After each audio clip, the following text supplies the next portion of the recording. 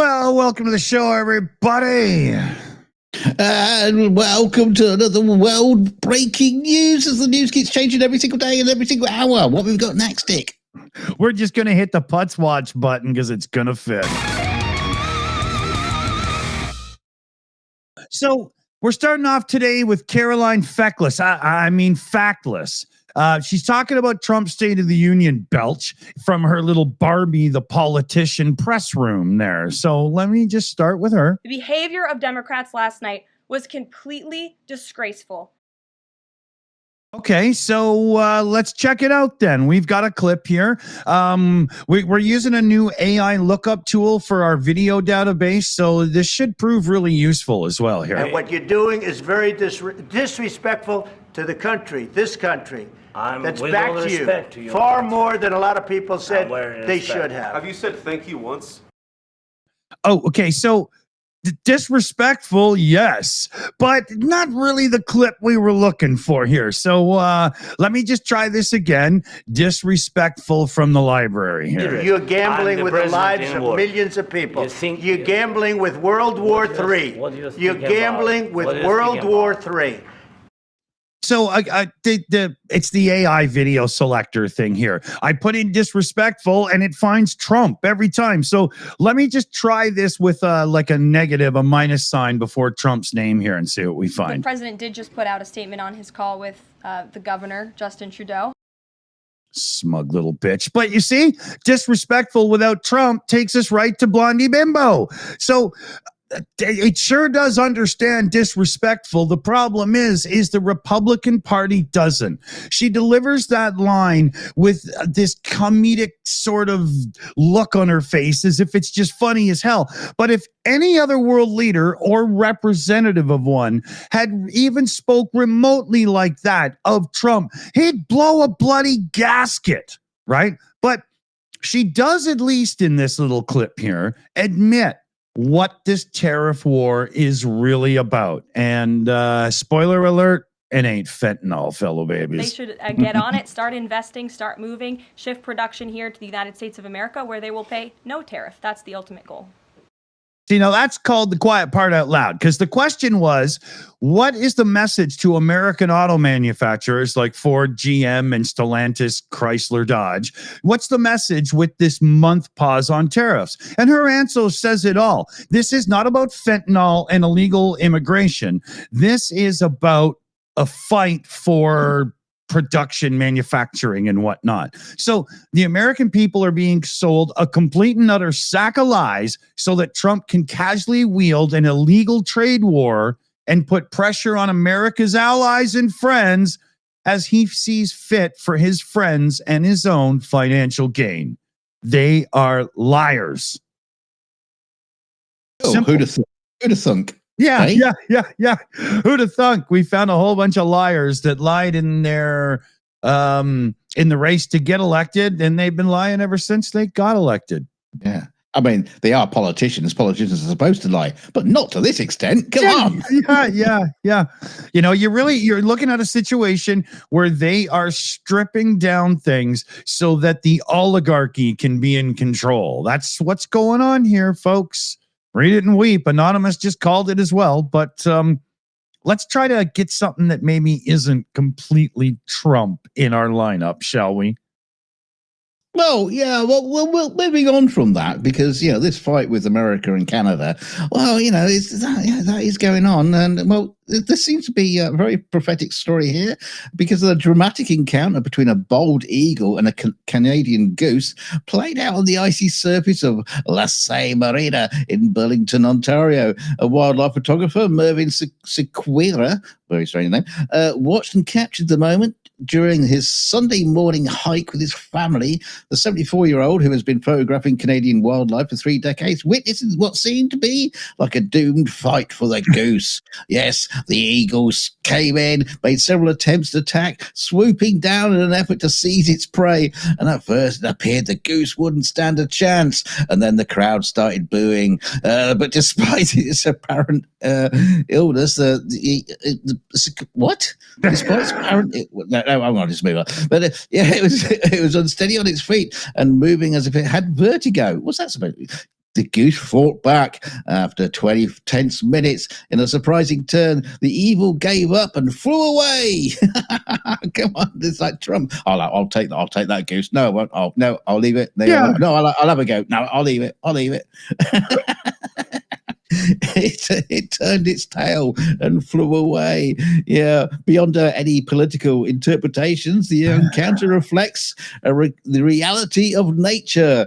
With winter ice making the fish harder to catch, bold eagles often turn to vulnerable waterfowl as an alternative food source. They're eating the cats and the dogs. I'd like to point out here the eagle's like this big symbol of America, and of course the Canadian goose. Well, you get the idea. But America had to bring them back from like the brink of extinction.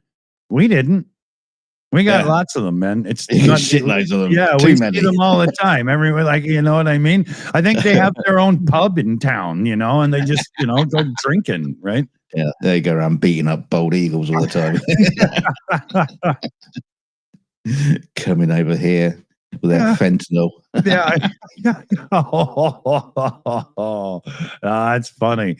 So what's not funny is this has been reported by multiple places and is definitely in canon, so to speak, but the Trump administration is planning to roll back temporary legal protections for some 240,000 Ukrainian refugees, leaving them vulnerable to fast-track deportation.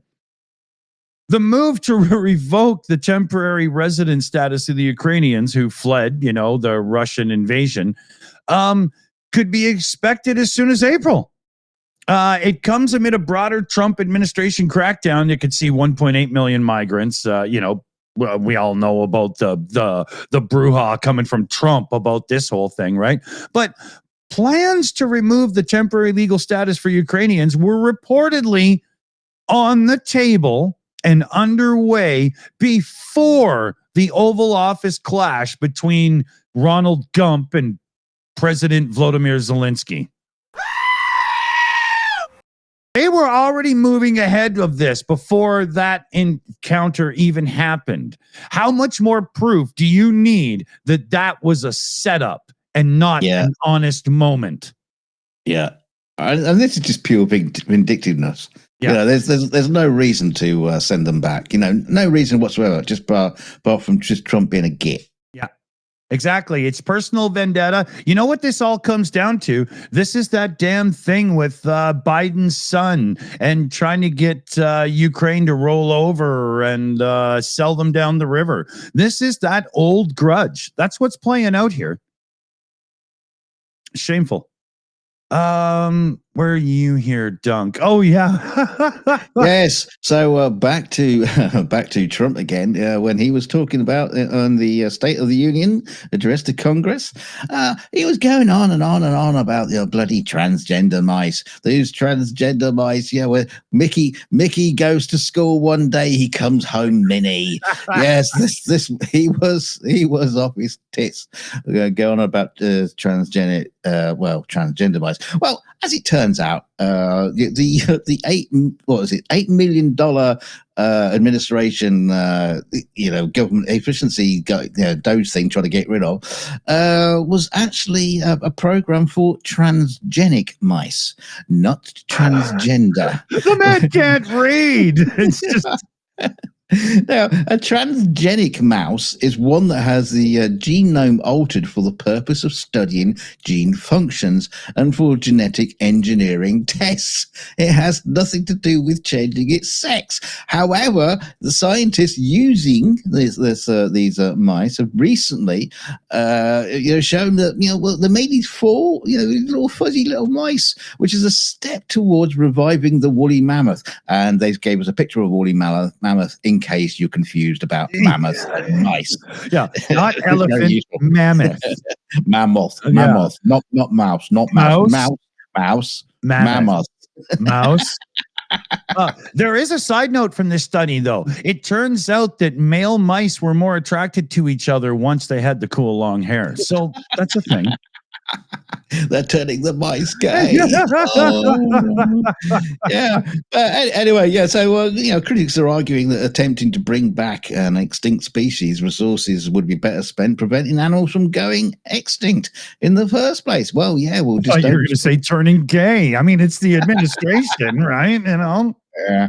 Well, they just got to stop cutting down trees and shit like that. Anyway, it's odd because it's like taking the DNA of porn stars and and putting them into pandas to make them sexier. Armchair research experts, these people say, "Oh no, you shouldn't do that. You should do this." Meanwhile, it's sort of like saying, "Well, can car manufacturers solve the homelessness?" No, they can't. I mean, this is what this research scientists do: is they work on DNA. They're not protecting other species. So shut up. Just let me get on with it. You don't go to a Volkswagen dealership to get yourself a refrigerator, right? Just because they can make cars doesn't. It's just. Yeah. Well. Anyway, those mice. I want one. They're cute. Yeah. So with huge tusks and a trunk. Yeah. Now, once again, the French are proving that they are super cool, not just for the fact that they lose their marbles anytime somebody messes with them, put on high-vis jackets and burn down a third of their own roadways, but their leader kicks ass too. So France is still providing intelligence to Ukraine, despite the Trump administration's decision to stop doing so. French Armed Forces Minister Sebastien Lecornu or something said Thursday. So the United States has temporarily cut off intelligence sharing with Kyiv now. And this is all in an effort to get Zelensky to sign the deal. They keep saying that this is about getting to the negotiating table because they want to end the war. If that was the case, you would demand Putin leave Ukrainian land, war ended. You don't want to end the war, Trump. What you want to do is profit from its ending. Let's be honest here, right? So asked whether Europeans could replace the intelligence provided by the U.S., Lecornu replied on French radio station that Paris was already sharing intelligence with Ukraine. He said, "I think that for our British friends who are in an intelligence community with the U.S., it's a bit more complicated," referring to the Five Eyes group that gathers from Canada, Australia, and New Zealand as well. He said, "Our intelligence is sovereign. Yes, we have intelligence resources that we share with Ukrainians. Absolutely. And, the U.S. has halted military aid as well. So that affects Ukraine's aerial defense for Kyiv and everything, right?" Operator Starsky put out a good one about that just recently. And this the same guy addressed the idea that President Gump might be trying to use military aid to Ukraine as a negotiating leverage with Russia. And he says, if it's a tool for negotiating, putting pressure on Ukrainians, it's very hard for them and morally detestable. I like everything coming out of modern day France right now. I just might have to relocate. Wow. I think what the French would do is go and put like one of those yellow jackets over the Statue of Liberty and say, right, we're taking it back. It's ours again. Yeah. Just get some chainsaws, cut the bottom right off. Chainsaws for democracy, right? Because it's not one anymore, and just drag it off with a few tugboats. Where we go? Yeah, well, speaking of the idiots, again, House Speaker Mike Johnson. You remember him? One of the gits. My God!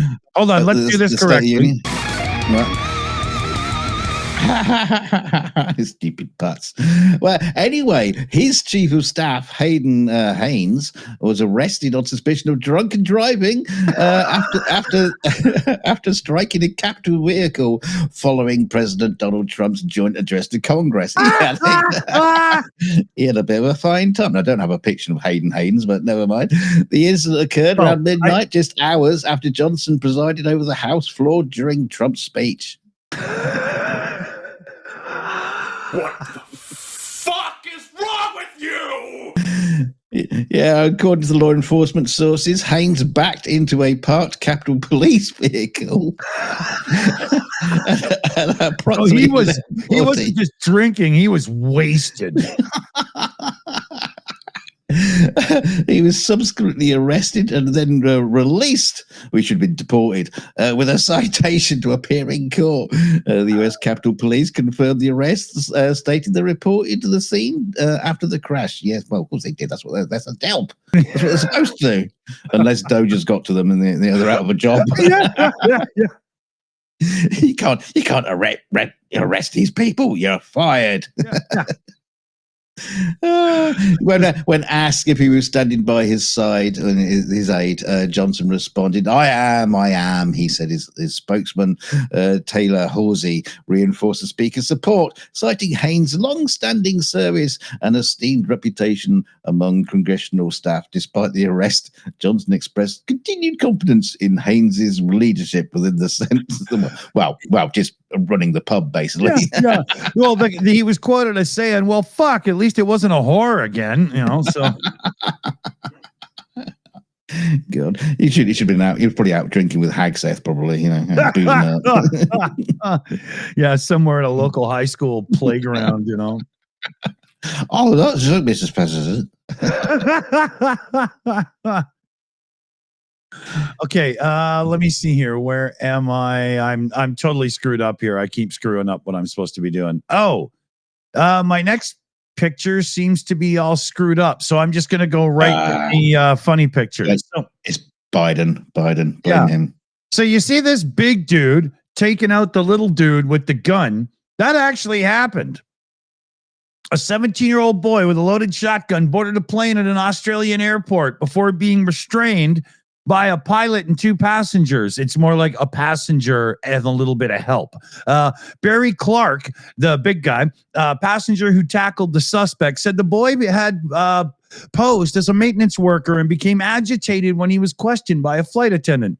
He looked up and with a second, he saw the barrel of the shotgun and thought, well, that's not something that should be on a plane, Bruce.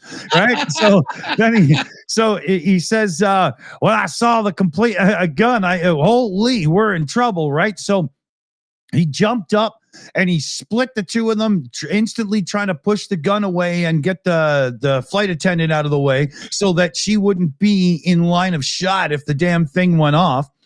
He's a former professional boxer and now a sheep shearer. I'd like to hear more about how those two pertain to go together. But so, yeah. He gave him the goods, put him on the ground, put his knee into his back, subdued his arms, and then everybody else is getting credit for it as well. Came over to help because they're the brave ones, right? Wow. Yeah.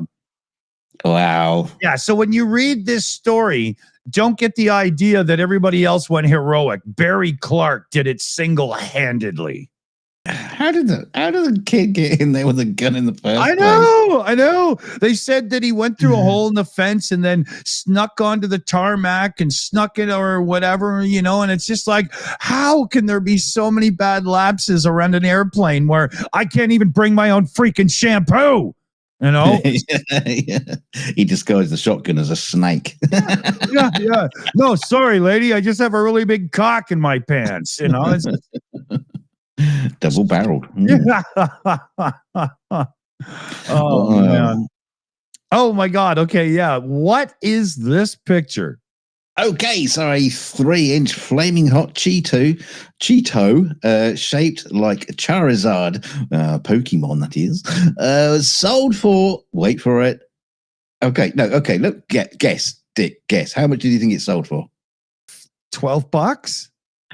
$87,840. You were close. You gotta be kidding me. No, there are a total of 60 bids, and the winning one was 72,000 piece of fried corn. No, yeah, it's sold. Well, the winning bid was 72,000, but it, with the auction house's buyer's premium, it went up to $87,840. Yes, the Pokemon-shaped Cheeto went under the auction on February the 10th for $250 after being discovered at a Georgia-based collectibles store. What? What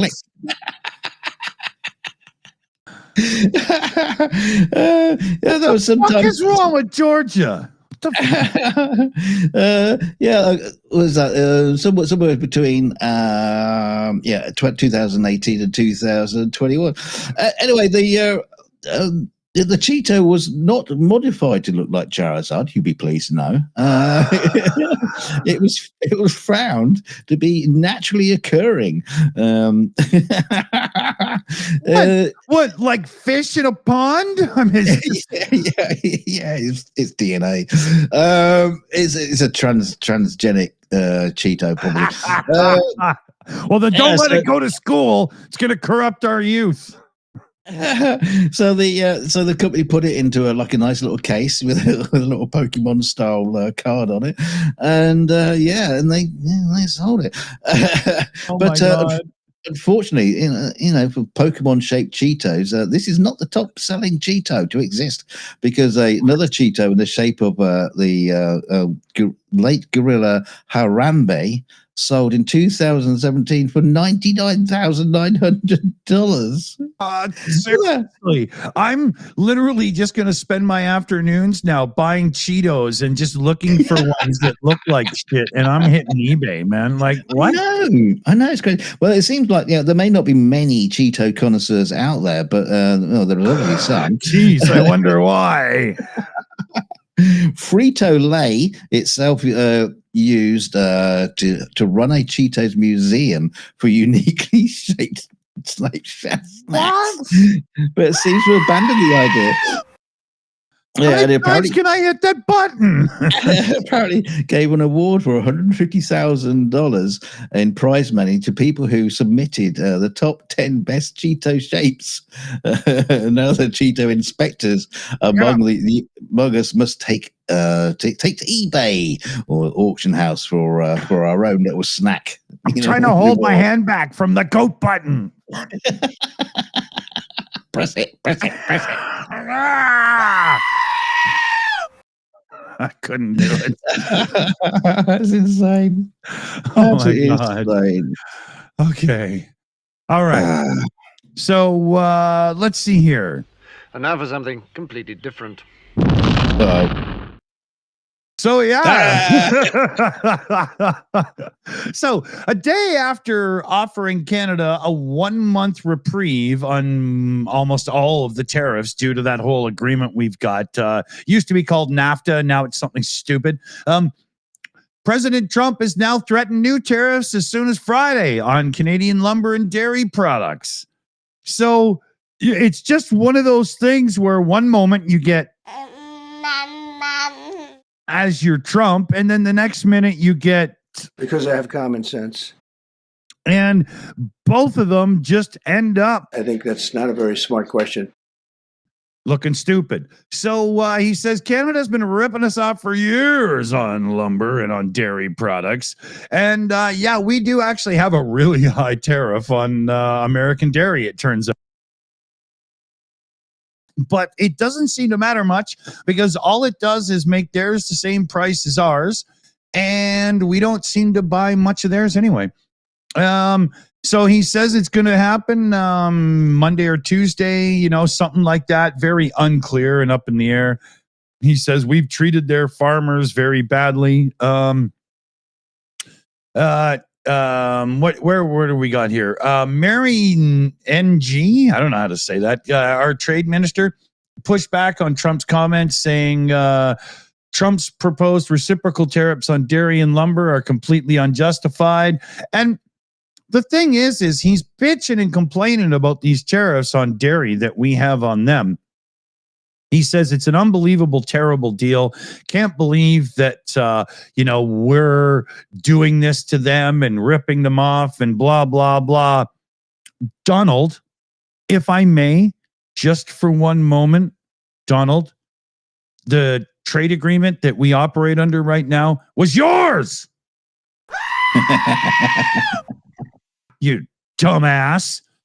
So, it just goes to show even more that these are illegal tariffs, because, again, they're all about economic pressure. It has nothing to do with fentanyl and illegal blah, blah. I'd love to see the stats on how much cocaine and heroin comes up from America into Canada every year. I'd love to see the stats on how many American registered guns are confiscated in Canada each year during crimes and whatnot, and then start bitching about this shit. Yeah. Yeah. PJ, make a mark. We need those stats so we can tear into a few people, dude. Yeah. Kill them all. What have you got? Oh, yeah, this one. Wow. Yeah. What is this?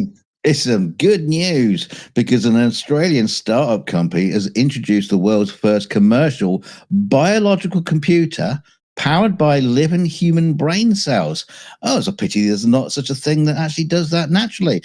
Melbourne-based Cortical Labs unveiled the CL1 at the Mobile World Congress in Barcelona, describing it as a revolutionary body in a box. They called it. Looks like a pencil sharpener. Looks like some kind of kitchen gadget. Yeah. Okay. No, it's a set of Apple earbuds in there when they still had wires connecting them. Remember? Excuse me, I'm drying up. But anyway, they say it's got the potential to transform AI and robotics. Do they say how? I don't know. Let's find out. The CL1 operates using lab-grown neurons that grow across a silicon chip, allowing them to send and receive electrical signals. These neurons interact with Cortical Labs' biological intelligence operating system. What do they call it? T1000 for short? I mean, what? No, they just call it BIOS. How brilliant is that? It enables users to deploy code and perform computing tasks, something we've never been able to do before. The internal life support system includes pumps, gas, and temperature controls, keeping the neurons alive for up to 6 months. Wow. It's actually a living little brain in there. They should put that in Trump's head as fast as possible. Musk could do the operation with Neuralink, right? Just pour it in. Just unscrew the cap and put it in. They say that the biological computing offers advantage over traditional silicon-based systems, including greater adaptability, more efficient learning, and significantly lower energy consumption. Why do they keep saying AI is going to outsmart us in like a year? Right? I wonder if it would feed it. What does it feed that thing? Does it think the Earth is flat? I mean, yeah. I mean, it's probably more intelligent than that. They call this the result of 4 billion years of evolution, describing the CL1 as the ultimate learning machine. It looks great. Human evolution did not turn us into a subscription model Intel compute stick that you plug into your TV via HDMI. Yeah. My first question is, what games can it play? Can it play Crysis? Yeah, right. But you'll be able to get one soon because the units are set to ship in June, priced at approximately $35,000. Wow. The co-founder and COO, Dr. Hon Weng Chong, emphasized that the company's goal was to always been to democratize biological computing. Make it you're gonna make you vote? What are you talking about? Making it accessible to researchers without the need for specialized hardware or software. Yeah, I'm not too sure about this one. Yeah, interesting. Is it useful? I have no fucking clue. It's a bit like Apple when they bring out the iPad and go, right, we don't know what you're gonna do with it. You just have fun, invent things. I mean, what you turn it on and what does it say? Tell me a story. I'm bored. Yeah. I don't have hands. I can't even jerk off. I'm hungry. Got any booze? Yeah. So let me kick in one here. I wonder what happens if you give one of these biological computers like drugs. Does it go high? Does it get high and just like come up with crazy answers? No, it comes up with reasons why Keanu Reeves movies are actually good. Well, he'll be the first one to buy one. Right. Moving on. Sorry, but I got this guy again. Let's do a little fact check, shall we? And then we'll play a game at the end. So Trump says illegal border crossings last month were by far the lowest ever recorded. Ever. Fact. U.S. government data shows that Border Patrol routinely averaged way below in the 60s. While February marked the lowest arrest total in the last little while, Border Patrol averaged less than February 25 for the first 7 years of the 1960s. So, Trump, what do you got to say? Okay, that's what I thought. So Trump says over the past 4 years, 21 million people poured into the United States like Niagara freaking Falls, people. Many of them were murderers, human traffickers, and gang members. You can always tell by the facial tattoo, right? Fact, the figure which Trump cites regularly is highly inflated. U.S. Customs and Border Protection reported 10.8 million arrests for illegal crossings from Mexico from January 21 to December 2024. And if you look into that a bit more, during the COVID-19 pandemic, many people tried to cross multiple times, but that doesn't get counted in this. So it's actually a far lower number, right? So let's go on to the next one here. Trump, citing alleged examples of what he describes as appalling waste in the federal government, referencing 59 million for illegal alien hotel rooms. Well, we covered this one. False. The payment was to New York City, and they spend, what was it, $9 or $10 a day to house the people during their or after their trials or whatever to see if they're allowed to be around. And it's an old hotel, but it's set up like one of those hostels with bunk beds and stuff everywhere. And he makes it sound like everybody's just, enjoying lobster. No, not even close. Trump, tariffs are about making America rich again and making America great again. What part of America there, Trump? Fact. Yeah, right? His bank account. Exactly. The actual fact here is most economists say Trump tariffs would hurt the country as their tax increase that would raise the cost of goods in ways that can also harm the economic growth. It can harm many job sectors and put many people out of work. Right? Now, I can go on and on here, but let's let technology, because Dunk's story with the little brain in the box thing, well, we've got the prototype. So here we go. Honesty test, Donald Trump.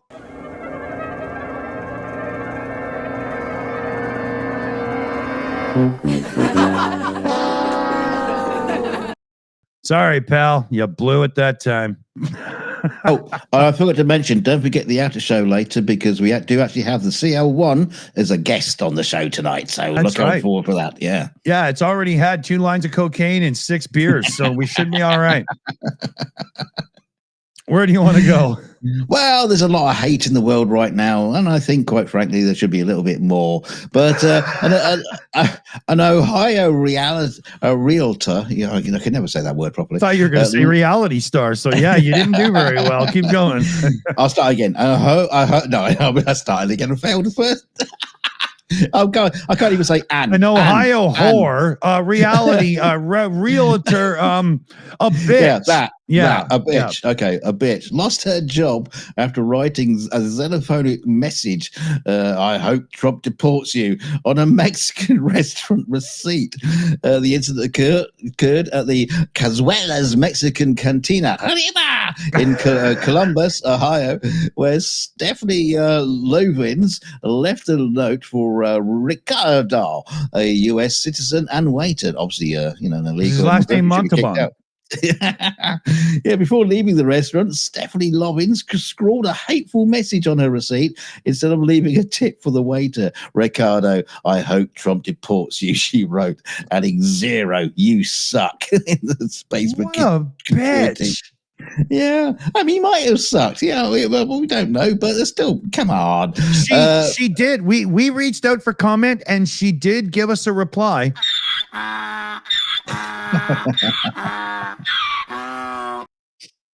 I don't know what the hell she's talking about. I don't speak MAGA, so. So, as our fellow waiter shared the picture of the receipt on Facebook, sparking outrage and a wave of support for Ricardo. Social media users condemned Lovin's actions, especially as immigration remains a hot buttons issue. Damn right, man. According to the restaurant's marketing head, Ricardo only works on Sundays and had served Lovins on March 2nd when she was reportedly became upset over a 1 coupon per table policy. She was trying to play the old coupons game. She's not just a bitch. She's a realtor that can't realtor because you shouldn't need coupons if you can actually realtor. You know what I mean? She's a cheap bitch. Yeah. She drives a Chrysler K car with the word Cadillac written on it in crayon, right? Oh God, it gets worse. She later tried to claim that her credit card had been stolen, but the excuses didn't hold up. Internet sleuths quickly identified Lovin's employer, Century 21, and flooded the real estate company with complaints. The company later confirmed that Lovin's was no longer affiliated with the brand, stating hate has no place with Century 21 brand. Yeah, not in this 21st century. It's everywhere. I was just going to say, what are they going to do in another 100 years? Are they going to change the name of the company or just be old fashioned about it? Right? Yeah, absolutely. Meanwhile, Ricardo's story has been resonated widely. His colleague, Isabel Nathali, who first shared the viral post, revealed that he works 7 days a week despite having a disability in one arm. Oh my God. Can't get worse. But in response, a GoFundMe campaign has started. Tip Ricardo because hate has no place here. Why is it everybody, as soon as there's a news story, everybody has a fucking GoFundMe page? What happened? That's true. Yeah. All right. Moving on. No hate here. Dick, I hate you. What? Come on, I'm going to hate your next story. I know I'm going to hate it. Go on. Well, what we'll do is we'll remind everybody. Like, share, and subscribe. Leave us a comment. Share is a big one because it really helps us grow and stuff. If you're not watching this live, if you're watching the uploaded video after, get to our Patreon because that's where you can join us live because it's after show night. Yeah. And don't forget to give us lots and lots of hate in the comments because it's the year of hate.